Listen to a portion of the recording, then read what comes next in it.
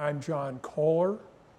I'm the curator of this exhibit of American long rifles used during the Revolution here at historic Rockford. This is an exhibit of American long rifles, rifles that were used during the American Revolution.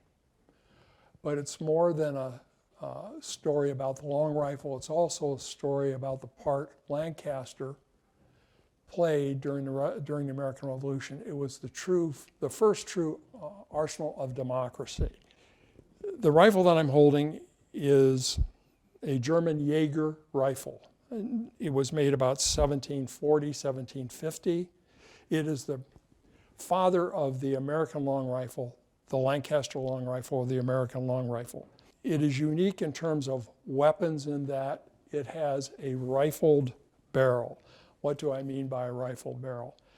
We know that sometime around the 1650s, the Germans decided in their firearms that because of the fouling caused from black powder, that if they cut grooves in the steel barrel or the iron barrel, there was a place for the fouling to go. Sometime during that development, somebody decided to cut the grooves in a spiral pattern, and the effect was not only for a place for the fouling to go, but it made the firearm more accurate. The spiral grooves added a spin to the projectile. It pretty much works like a spinning top. If you spin an object on its axis, you stabilize it. And if you spin a projectile on its axis, a lead ball, for example, it'll go in a straight pattern to its target. This is a classic German rifle of the period. It has a relatively short barrel. The reason for it was that in the beginnings, the very beginning period, there was no patch involved. They actually hammered the soft lead ball down the barrel, so the barrels were typically 24 to 26 inches long. Had a very sturdy wrist because they were hammering a lead ball down the barrel. In the period sometime after 1650, we believe that they discovered if I don't have to hammer the ball down the barrel, if I use a little bit smaller ball, use a cloth or buckskin patch. The patch does two things. It forms a gas seal, and it also converts the rifling, the spinning motion to the ball. These rifles all had typical patch boxes. This has a wooden patch box, and the patching material was kept within the patch box. It had a flint mechanism. The flint worked because it worked very simply. You put a little bit of powder, priming powder, very fine powder in the pan. There's a hole here. When the explosion takes place in this pan, it ignites the black powder that's in the barrel. The explosion takes place because this mechanism is cocked, powder's poured in the pan, frison's put down, and when you pull the trigger, the flint hits the steel frizzen. The frizzen because the steel has a lot of carbon in it, and it throws a shower of carbon sparks down onto the powder, igniting the powder in a pan, which ignites the powder charge in the barrel. Lancaster became the center of long rifle development for one simple reason. It was on the main road to the western frontier. And this is the Fry-Jefferson 1751 map of the Great Wagon Road. Philadelphia was America's major seaport in the 1750s. The population was around 25,000 people. If you landed in Philadelphia, you would go directly west following the Great Wagon Road, and you would pass through Lancaster, cross the Susquehanna River, and follow the Great Wagon Road. It was parallel to the second ridge of the Alleghenies. You went south into the Valley of Virginia, the Carolinas, and then through various river systems, the New River, for example, into Kentucky and the Ohio country, the Trans-Appalachian Frontier. the first gunsmiths that came to America, the first came and settled largely in Pennsylvania and in Lancaster. And also at that time, Lancaster consisted of the present counties of Dauphin, Lebanon, and Lancaster County, so it was a large area.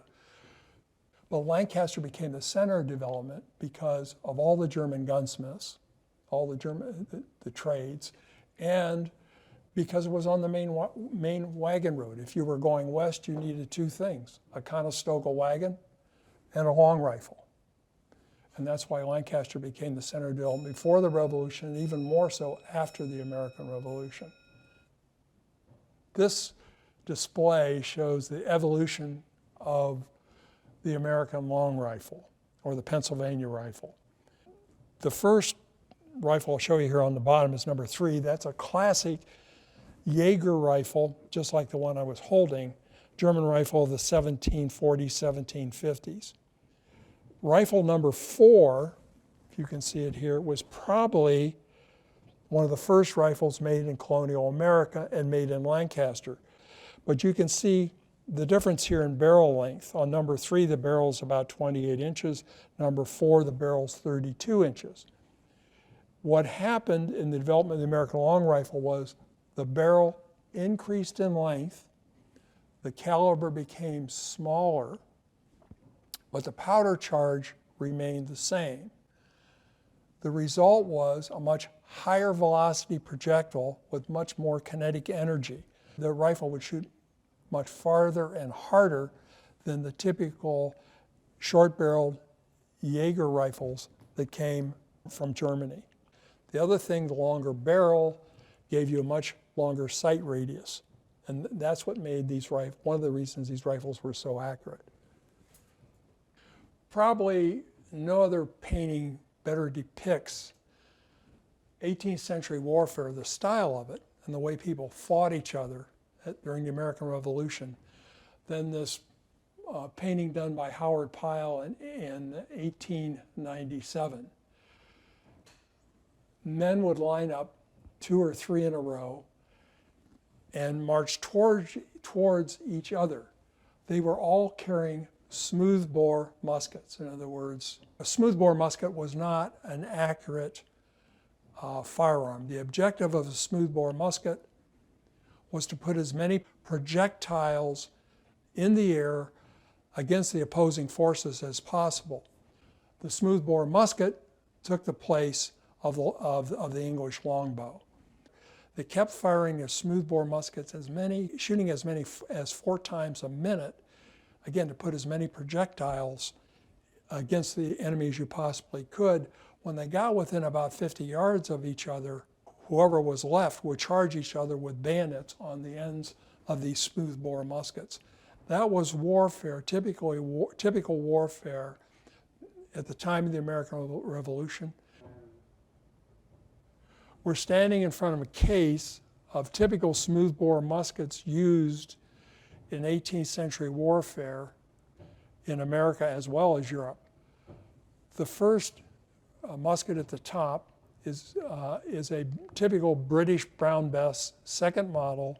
It was really the standard of the world in terms of military muskets in the mid-18th century.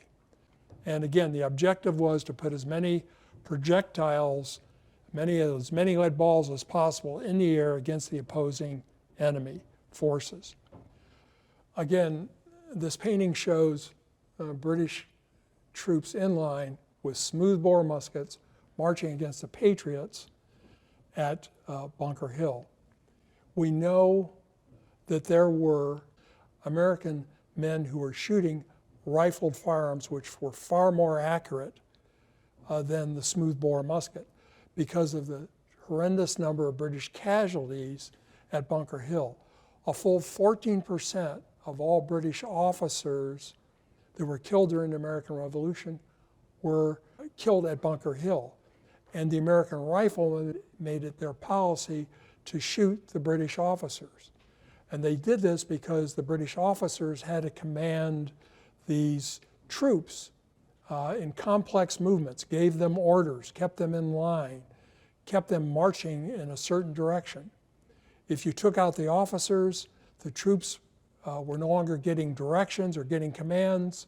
They would lose direction, they would panic and run from the field. And that's why the American rifleman and the American rifle was so important during the American Revolution. I hope you enjoy this exhibit of long rifles of the American Revolution here at Historic Rockford. The exhibit will continue through the end of October.